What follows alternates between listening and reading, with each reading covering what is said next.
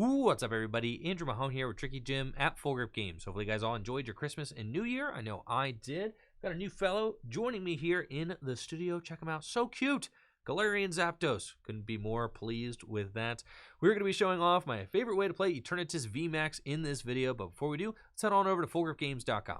FullGripGames.com is your one-stop shop for all the best Pokemon trading card game singles, as well as board games, Pokemon sealed product. We've really got it all here on the website. And if you've got extra cards lying around the house and you're trying to get some cash for them, make sure to check out the Full Grip Games buy list. It's up here in the top corner of the website. It's really easy to sell your extra cards to Full Grip. We're always buying bulk and singles. We've got a video here on the site explaining how to sell your cards. You just fill out a buy list with the cards you want to sell us. You send us the cards, and we send you the cash or the store credit or a new booster box, whichever you pick. Now, let's check out that Eternatus VMAX list. Crushing hammers are everywhere in the Pokemon trading card game right now, which is certainly a little bit annoying for our friend Eternatus VMAX. Its Dread-End attack deals upwards of 270 damage for 2 energy. Usually we're going to be manually attaching energy to our Eternatus with the goal of using Dread-End on the second turn of the game. But if your opponent hits Crushing Hammer's heads, then you may be using Dread-End on the third or even fourth turn of the game. So Crushing Hammer, very good against Eternatus. It's also very good against Arceus DAA and Palkia GX to slow down that Altered Creation GX.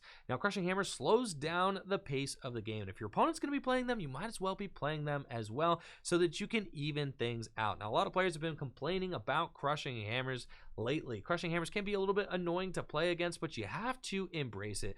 Crushing Hammer is not so much a broken card. Energy removal has always been legal in the Pokemon trading card game. Almost always. There's been a card like Crushing Hammer in the format, but it's not always good. The reason it's so good right now is because the games last shorter, right? With 3 prize Pokemon in the Pokemon trading card game, games may only take 4, 5, 6 turns. And if you are able to slow your opponent down for one of those turns, it's going to give you a big advantage in the game. So really, Crushing Hammers are kind of just symptomatic of the Pokemon trading card game format that we're playing right now, with these big Pokemon that have relatively cheap attacks that we manually attach energy in order to perform. In other formats, with cards like Blastoise that accelerate energy, or Electric with its Dynamotor ability, or even Malamar with its Psychic Recharge ability, Crushing Hammer and energy removal in general is less viable. But in this current format we're playing in, big Pokemon with just a little bit of energy attached to them are everywhere, which is why Crushing Hammer is such a big deal. And Eternatus VMAX can take advantage of Crushing Hammer to help slow down your opponents while you build up powerful Dread-End attacks. I really like this straightforward and streamlined list that we have here.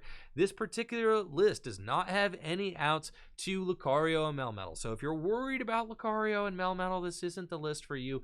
I will maintain that I think even with the poison stuff, odds are you're probably not beating many Lucario and Melmetal decks, especially in a tournament setting. If you're playing against the best Lucario and Melmetal players, they really know how to navigate their Eternatus VMAX matchups. This list also has no direct counter for Decidueye. I think that Decidueye is not a deck that's really worth countering in a tournament setting, as there are not a lot of Decidueye decks that are going to be showing up to the events. I know that some Decidueye lists have won tournaments lately. If you're worried about teching for Decidueye, you can certainly do that. This list is built to KO tag teams. It's built to compete with Arceus DAA and Palkia GX. It's built to compete with Pikachu and Zekrom tag team GX, which in my opinion are the first and second biggest threats in the Pokemon trading card game right now. We've got the Crushing Hammers, which help you against Arceus DAA and Palkia GX, and we've got 3 Switch as well as 2 Dark Cities, so that we have options to pivot in and out of paralysis against Pikachu and Zekrom. Also, the 4 Crushing Hammers really do help against Pikachu and Zekrom decks as well, since they're going to want each and every one of their energies to stick so that they can pull off their plays like Tandem Shock and things like that as the game comes down to the wire. Really, this deck, like I said, hits 270, 280 very easily thanks to Galarian Zigzagoon with its Headbutt Tantrum ability. It allows you to place a damage counter wherever you want on your opponent's side of the field when you play it from your hand to the bench. Now, that's 10 damage, does add up and allow you to hit that 270, 280 number very easily, but since we don't play any scoop up nets in this particular version of the list, we're not going to be able to hit that 320 number very easily for Centiskorch VMAX, which is why we play 4 copies of Boss's Orders. This deck here, as we have it built, hits lower. It hits that 270, 280 number, but you do have flexibility in being able to use Boss's Orders consistently to 2-hit KO big threats and 1-hit KO everything with 280 hit points or less. And then the disruption power of Crushing Hammer goes great in this already potent deck. We do have a very familiar, streamlined, consistent engine here with 3 copies of Pokemon Communication as well as 3 copies of Great Ball to get our Pokemon from the deck out onto the field, 2 copies of Capture Energy, which I still love in this deck, and 2 copies of Hiding Darkness Energy just to give us a little bit more flexibility with our pivoting options, and 7 basic Darkness Energy, which goes great with Power Accelerator. Since there is so much energy denial in the format right now, Power Accelerator is going to be your best friend. You might say,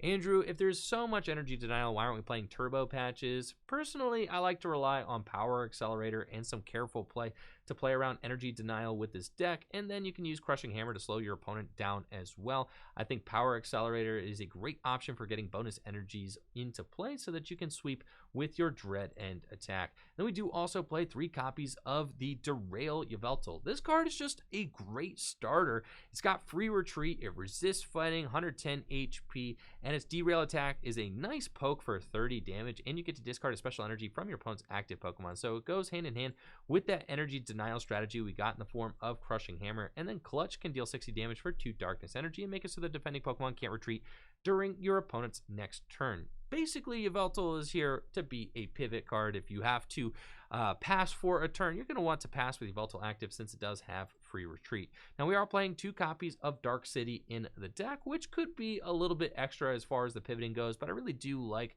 5 switch cards in the deck. You could play 4 switch, 1 Dark City, and then maybe cut another card for a secondary stadium like Viridian Forest, or I see some players really like Power Plants. If you do want to swap the Dark Cities for Power Plants, I would highly suggest going up to a 4th copy of Switch. If you want to, you could trim to a 6th Darkness Energy, but I don't really like doing that. I think 11 is a very safe amount of energy since there is a lot of energy denial. You don't want to go too low on your energy right now in standard format. And then we play 4 copies of Research and 3 copies of Marnie because of the best draw supporters in the game. So this list might seem like it is almost too simple to function, but I promise it is very effective. So check out the gameplay and let me know, what do you think of this take on Eternatus VMAX in the comments below.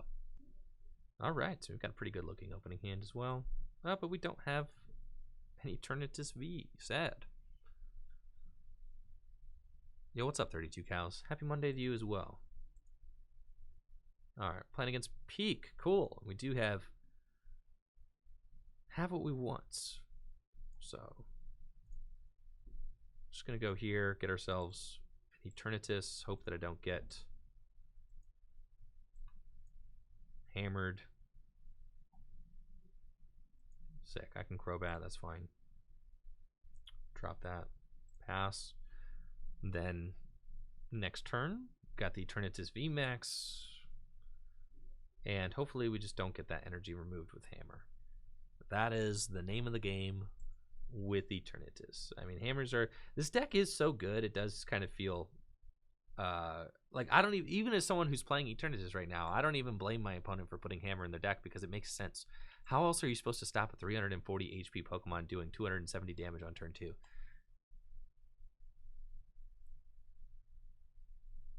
Yo, good stuff, Laser. Good stuff. Oh, good luck. Best of luck to you. All right, we did get hammered there. Sad. But there's always next turn. So we can Marnie, potentially. I think I don't want to get rid of all of these bosses. They're going to electrify. Cool. And they've got a reset stamp in the discard pile, 2 switch in the discard pile. Certainly stings a little bit. Okay, we've got another Eternatus, so we're definitely cool to just Marnie this hand. We just need to find an energy. Okay, we find one. If we find Crobats, then we can dig for the Power Accelerator, which would be pretty ideal. Okay, so we put that there. Energy onto the Eternatus V. Switch into this Yveltal. Yep. And we do find the energy, which is so good. So we're going to go here, get to Power Accelerator, and put that bonus energy into play, which should help us to withstand some hammers this upcoming turn. So long as I don't get double hammer hits, we are fine. That would be ideal. Now, Power Accelerator, there's a reason I don't play Turbo Patch is because in my mind, you know, hammers kind of serve one function. They help slow your opponent down. If your opponent's playing hammers, you can rely on Power Accelerator to try and play around them, and you just need your opponent not to, like, you know, double hammerheads. But even Turbo Patch doesn't help. If you've got an Eternatus VMAX and it's got 2 energy on it, your opponent double hammerheads, like, no amount of Turbo Patch is going to save you from that, which is, it's a lot of times where you lose the game is in that kind of situation. Though, you know, the extra energy bump from Turbo Patch is definitely nice every once in a while.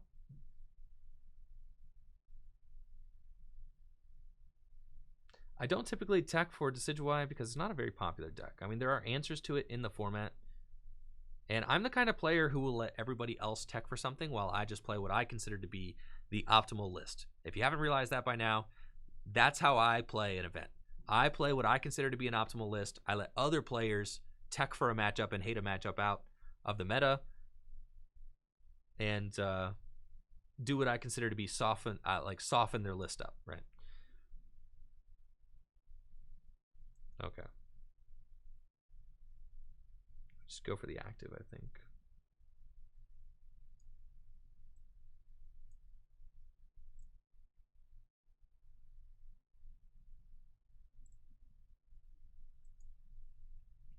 Okay, Marnie. Yo, what's up, Audrey? We did find the Eternatus and not the Switch. Oh, this thing had a Hiding Dark on it? Oh, I'm a huge... My bad, chat. My bad. Cool. Nothing like a little bit of drama, though, am I right? Man, I realized it. Nothing like a little bit of manufactured drama. Yeah, manufactured drama. JR says you realize that about me for a while now. Exactly. Well, yeah, I would say that it's paid off for me as well as a player, and I think that's you know, picking the right deck for an event and playing the optimal list, I think will do you better than trying to tech for every matchup in the world. But, you know, ladder grinding is different than playing an event. Ladder grinding, you might just run into anything. So it is what it is. You know, you see a matchup you don't like to see. Maybe you want to tech for that matchup. But at an event, at a tournament, you're only going to have 9 rounds, right? So then you're asking yourself, so you do a lot of this at a tournament. You ask yourself, like, okay, out of 9 rounds, how many Decidueye Obstagoon do I think I'll see? Between 0 and 1? I ain't teching for that. Yeah, right. Yeah, right. Am I teching for that matchup? If I'm going to see between 0 and 1 of a deck at a 9-round tournament, I am not teching for that deck up. Period. Right? No chance. Yeah. Yes, for sure. If you're not expecting a deck to do well, and then you also have to ask yourself, as a deck progresses in the tournament, you know, so like day 2, am I expecting, like, if I make day 2, what are the top tables going to look like? So when you're going to a tournament, you want to make it so that you have the best matchups, not just across the general board, but the best matchups against what you consider to be the top decks. Okay, we're going to Crobat. Need to find an energy. We've got the energy. Okay, Dark City. 4 prizes remaining. We knock out the Boltund. I could just knock out the... yeah, we actually just knock out the Raichu now. Boss and do it. Yeah. Yep, just do that. Dread End. Yo, what's up, Greninja? How we doing? Knocking out the Raichu definitely just limits my opponent's plays for next turn. It's really good. You know, they just might just have to Boltund. Boltund doesn't have a lot of HP. Just need to find a Darkness Energy to finish the game off. Yo, we big chilling out here. Would I tech for Zamazenta? No, because there's not a good tech for Zamazenta in Eternatus. There just isn't. You can play techs, but a good Lucario Melmetal player will beat a teched out Eternatus deck 8 out of 10 times. So I think, again, say I'm playing Eternatus, and I am going. Say I am playing Eternatus, and I am going to a. Let's see, what do we got here? Can you do anything with this Mewtwo? You know, how many Lucario Melmetal? How many Lucario Melmetal am I going to see? Tingly return with the Mewtwo. A very rare play indeed.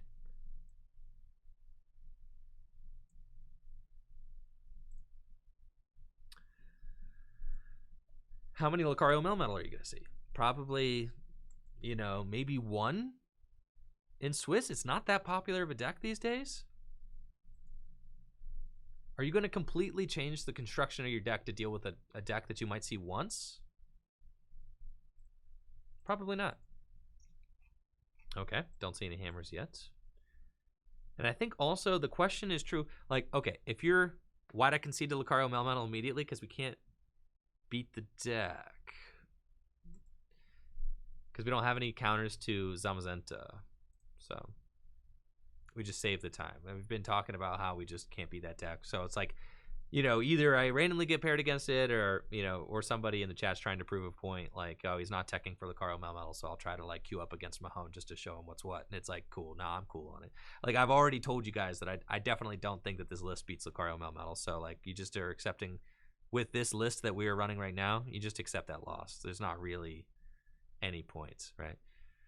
And that's okay, because I'm not, you know, that's part of the deal. So we could go Power Excel turn 1 with their Eternatus, but Zacian is ready to just take 2 prizes. So it's a little bit sketchy. It is a little bit sketchy.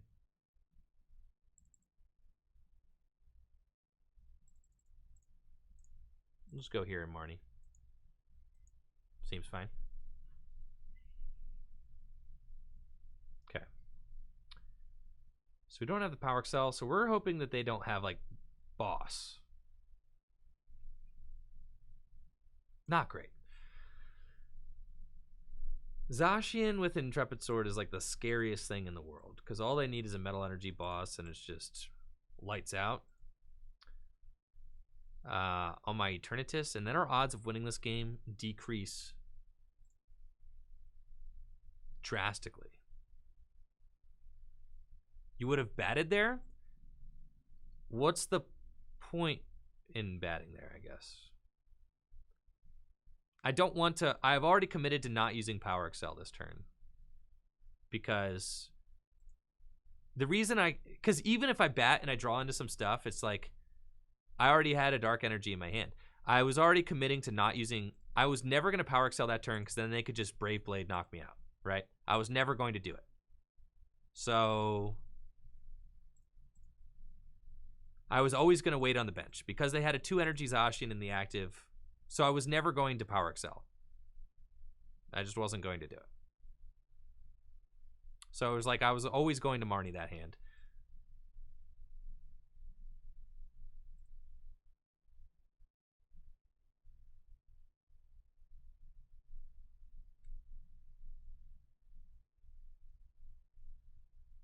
I guess. So that was the line that I had committed to.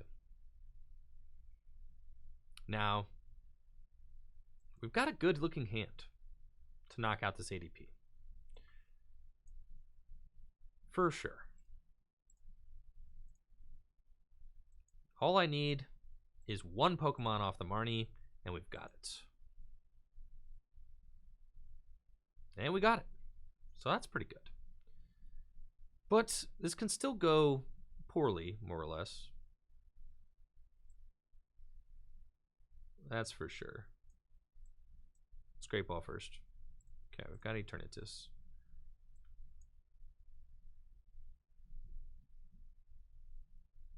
So I can bat now if I want to, just to draw some more cards. I actually have like no real liabilities in play. It's like the Eternatus is the only one, so they have to Brave Blade, which is kind of crazy, right? So I guess I put this guy down. Yeah, that's fine. I actually have played this entire game with no Crobats. So They don't have an easy... They don't have an easy target on my bench. I mean, I guess the Eternatus is still... But the idea is that I can evolve up this Eternatus potentially into a VMAX, and then they have really no easy targets.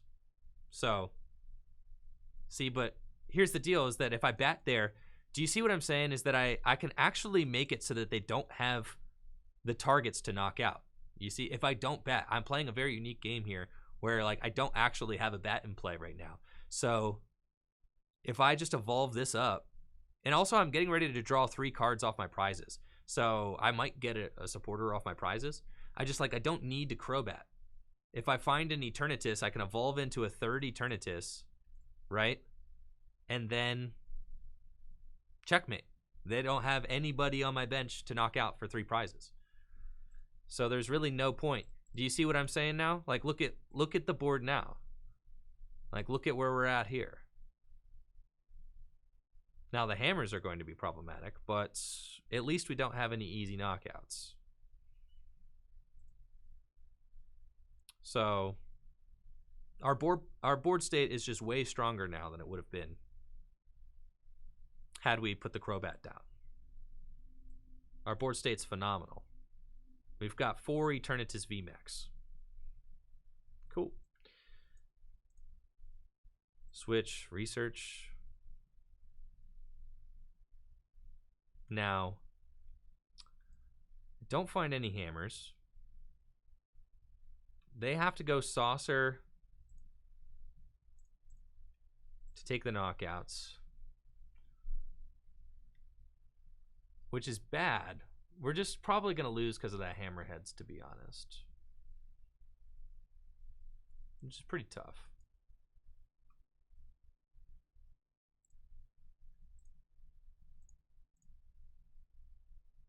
I'll have 1 prize left to take, and I won't be able to take it.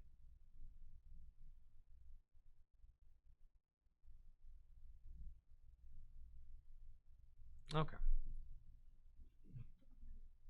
That hammer, yes, is problematic, unfortunately, yes. Not exactly sure. I mean, we have to take the knockout. I cannot leave the Mawile.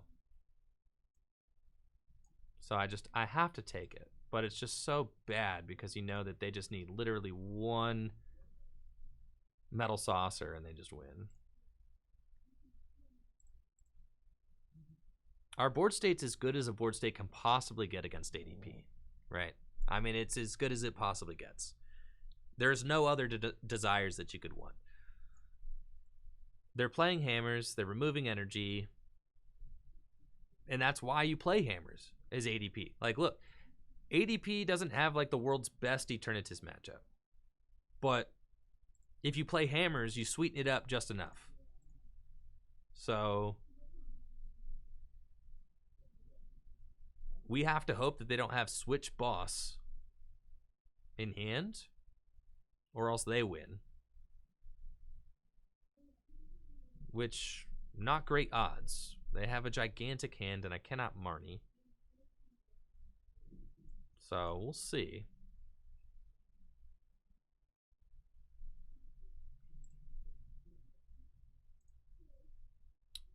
I've only played 1 Switch and 2 Boss. So, we might as well Crobat now. See, how many Marnie do I actually have in the deck? 1 Marnie. Tough.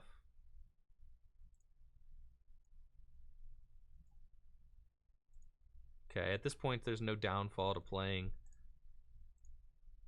the Crobats. So we just play it. The Crushing Hammer. Okay, how many hammers do I have in the deck? 2 more. So I definitely just research. I guess I can communicate to the Crobat. It doesn't matter. They take 1 more knockout, they win. So it just does not matter. And I try to hit 2 hammers here off of the research. Okay, and I need to hit them both. Okay. Okay. Oh, well. I certainly have done the best that I can. I mean, that, yeah. Now they need to have Switch, Saucer, Metal, Boss. I mean, their combination is much more difficult to hit now. But if they just hit one more Crushing Hammer themselves, then they put me in a bad spot. But you can see how Hammer just saved my opponent from losing, right? They were going to lose. In a fair game, they were just going to lose that game. Potentially.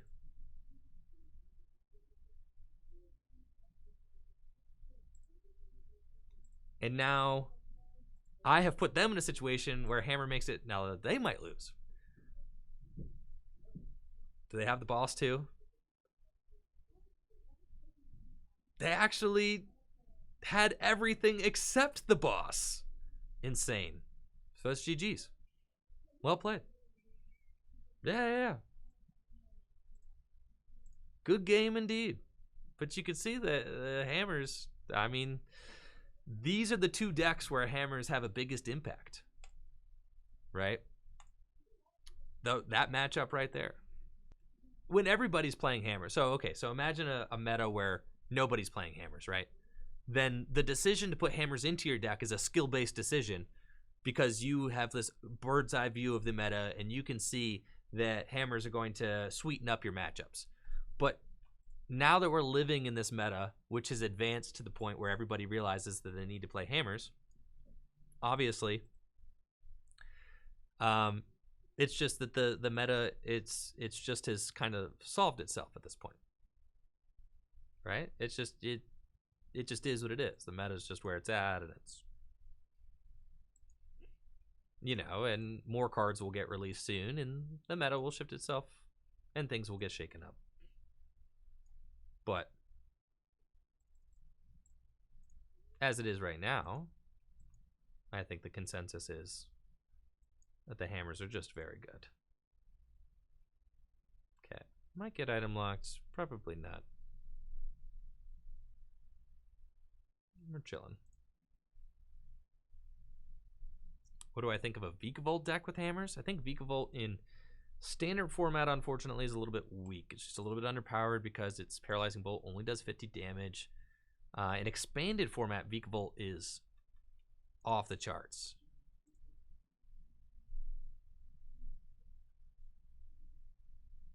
Expanded format where you have access to Electro Power, Muscle Band, Vikavolt is very good in expanded format for sure. But in standard format, I don't think it's not as sold.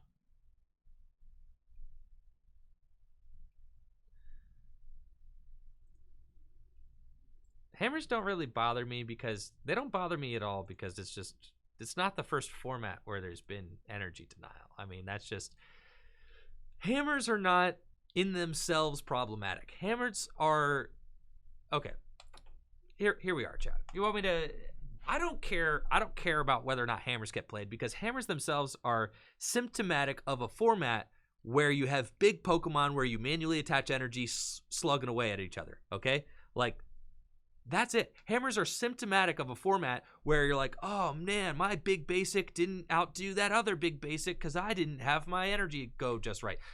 So it's like the Hammers are symptomatic of this format where you have these greedy decks with low energy counts and gigantic Pokemon with no real form of energy acceleration slugging away at each other.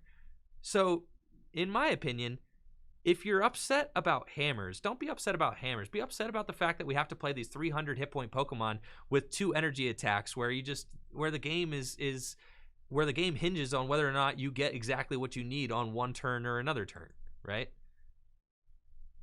It's not a Hammers have been legal forever, but the problem is that the format is in a place where they matter too much.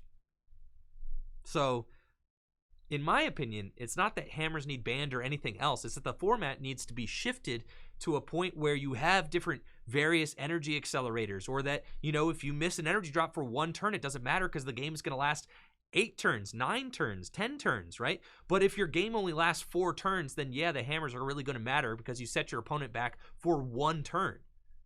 And 1 turn in a 4 or 5 turn game is insane, but 1 turn in a 10 turn game, a 12 turn game, is negligible. What I'm saying is that we need Malamar back, basically. Yeah. Yes. But do you see what I'm saying? All right, 3, 6, 9, 12, 15, 18. Did I Crobat yet this turn? I was ranting. I feel like I Crobatted, right? Did I Crobat? I Crobatted last turn. I have not. Thanks, chat. Okay, good. Oh, this is a beautiful hand. 3, 6, 9, 12, 15, 18, 21, 21. Boltund, you're done, bud. But yes, it's the design of the format. It's the design of Pokemon VMAX, right? It's the design of Tag Team Pokemon GX that make hammers so good right now.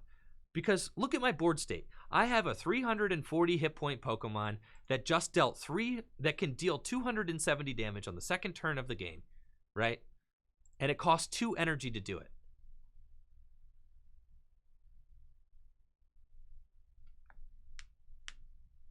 Right. It costs 2 energy to do it. What's the solution to what I'm pumping out to my opponent's board right now? Hammers. Hammers is the solution because there's no realistic solution to a 340 hit point Pokemon dealing 270 damage turn 2. So that's just, that is what it is. Now they missed their hammer that turn. It's very good for us. We're going to go energy drop here. We're going to go Zigzagoon onto the Pikachu. We're going to evolve here. That's fine. Quick Ball. I don't really need anything else. I don't really want to get rid of the switch. I'm going to boss up this guy. And I'm going to... Yeah, we'll Crobat. Sure.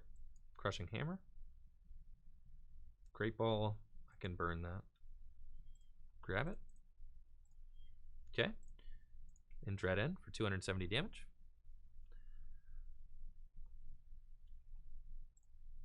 Yeah, I think that, you know, the logic with Eternatus is that you could play Crushing Hammers or you could play Turbo Patches. Crushing Hammer is just the better card right now because it can, if your opponent slows you down with hammers, then you can try to slow them back down with hammers to the point where you're playing at the same pace.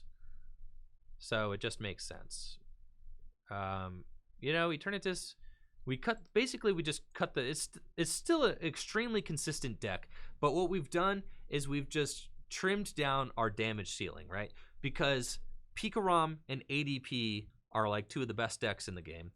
And you're basically never going to one-hit KO you know, you're never going to one-hit KO another Eternatus VMAX. That just basically doesn't really happen. So you just, this particular Eternatus list is geared to beat Tag Team Pokemon. You don't really need to do 350 damage to beat Tag Team Pokemon. So you just take out the scoop up nets that used to be in the deck and you put in 4 Crushing Hammers, which are way better against your tag team decks and also very good against the Eternatus Mirror should you happen to run into one. And that's it for the video. Thank you so much for watching. Make sure to like the video, sub to the channel, ring that bell, and of course check out the Twitch stream, twitch.tv/TrickyJim, where I stream live Pokemon trading card game content every single weekday. Y'all take it easy and have a busted day. Peace.